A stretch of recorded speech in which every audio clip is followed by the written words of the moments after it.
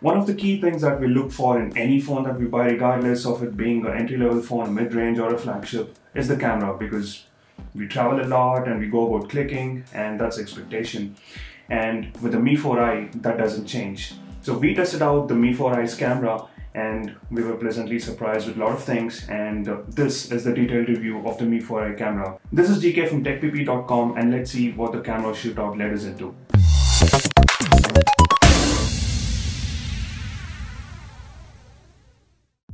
So just to give you a roundup of the camera hardware that we have here, the Mi4i's rear camera is the 13 megapixel shooter at the back, and it has the dual LED with the dual tone ability onto it. And the front shooter, the one that we have here, is the 5 megapixel 80-degree wide angle camera. And the rear camera comes with the Sony or the Samsung lens, though we're not sure about the exact model number, like the ones that are specified in the Mi3 or the Mi4. So that's what it is. So let's look at the camera app here. So the camera app here is the normal one, customary to the one that is found on any MIUI version 6. And it's a simple and intuitive one. Up front you have the HDR mode options here. If you want to shoot normal and then live, and if you want to turn the HDR mode off, you can do that. Swiping to the right will bring up all the many different options. The Panorama Mode, you can even set the timer on, and then the refocus mode that lets you shoot something and then change the focus after the processing is made. And you can also move into the manual mode if you want to play around like the way you do in a DSLR camera. And you also have the beautify mode. That is one of the things that was spoken in the launch, where it beautifies the face that is in the picture. And you also have the HD mode as well. And you can also venture into the settings to set the save location info, the camera sounds, the time watermark and different things, and also the camera quality, the sound, the face detection can be turned on and off, and different things like that.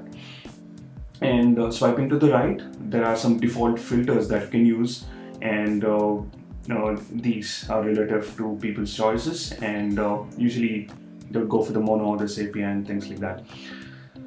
So how fast or slow is the camera? The camera is pretty fast. There you go. So it clicks. You can keep clicking very fast, and the processing is fast as well.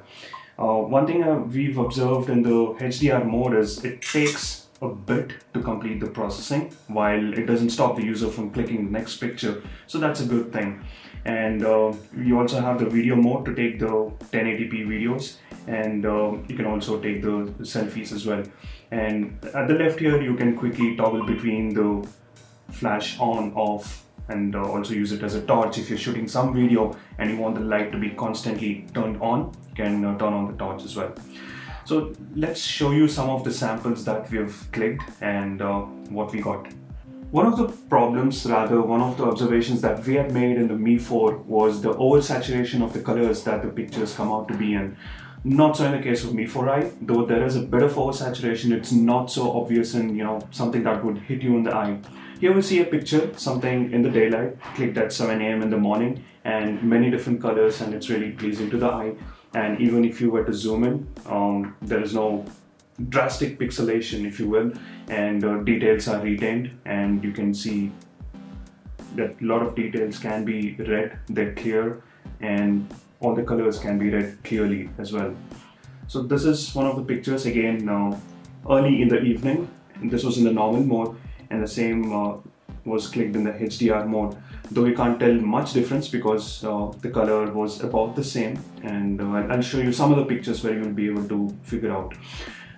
There is also the Panorama Mode. The stitching is very fine, and the details are retained with minimum zooming that you can do. Of course, if you start zooming in more, the pixelated effect would start showing up, but the stitching is very good. I usually use the Google Camera app to do the panorama pictures, and this was something that was really surprising to me. It was very good.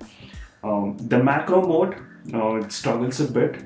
What one has to do is take multiple shots at it to actually get the right one. This is one area where the Mi4i struggles. When it really takes that one good picture, it's really good, but then the focusing struggles a bit. I'll talk about that in a bit as well. So that's another picture. The low light condition is where the Mi4i does really well when compared to its predecessors like the Mi3 and the Mi4. So Mi4 was struggling a bit in the low light conditions, but not so with this one. It handles the exposure very well, and especially if you see around the corners here, it's not washing out. Many other cameras that we use tend to give a halo effect right there, but not so with this. It's crisp and takes good pictures. And one of the aspects that we observe here is this was a picture that was clicked in the auto mode, but when you put it into a dedicated night mode, the pictures come out the same, which tells us that the auto mode is intelligent enough to invoke that particular setting. Here again, there's no exposure or washout of the pictures or halo effect as such. It's clear, crisp, and one can tell the words here. So that's the strength. This was again in the normal mode, and this is in the HDR mode where it's trying to enhance the picture. And this again is a close-up, came out really well. And this is the normal mode, and this is the HDR mode where you can tell the colors are slightly brightened up and slightly crisp as well. And here as well you can see there was the sand at the background here. It's not washing it out or the big halo effect. It is still handling it very well. So that is one area where we were really impressed. This again is the normal mode, and this is the HDR mode. You can see that the portion here, the green portion here, is brightened up when you put it in the HDR mode to give you that enhanced effect. Another area where I spoke about was the macro mode again. This is one picture that I took of a hibiscus, and it was at the same distance. The next 2 seconds I moved the camera a little closer to it, started struggling a bit, and I moved it back and it was fine, but that is where the macro struggles. And I moved it back to the same distance as I took this, but again I couldn't take that same shot again. So if I were to take 5 clicks, 2 of them would come out good and the 3 of them would come out blurred. So that is one area where probably we can probably expect an improvement in the software in the coming days. This again, crisp, bright. This is the normal mode, and this is the HDR mode. So it's trying to enhance. This again a close-up. The depth of field is handled very nice. And here again, if you see, I've taken 2 pictures at the same distance. Here, the slight blurriness, whereas here it is crisp. Again, the struggling of the macro mode. So those are the other pictures. Again, here one can appreciate the sun in the background still. Things are retained very crisp and clear. This is another picture. And this again is in the slightly low light conditions. It's coming out neat. This again is indoor dark conditions. The cake is coming out good. So this is where the camera is good. Overall, it is satisfactory, and for the price point, it is a great camera. And like I mentioned, there are a couple of gripes. One is the macro mode struggling a bit at times, and when you're taking panorama, the transition, when you're moving the camera, when you're moving the phone, the transition is slightly jerky, but then the stitching is very good. So those are a couple of observations that we made in terms of the camera, but the rest else, it's completely good and complete bang for the buck for the price that you're paying.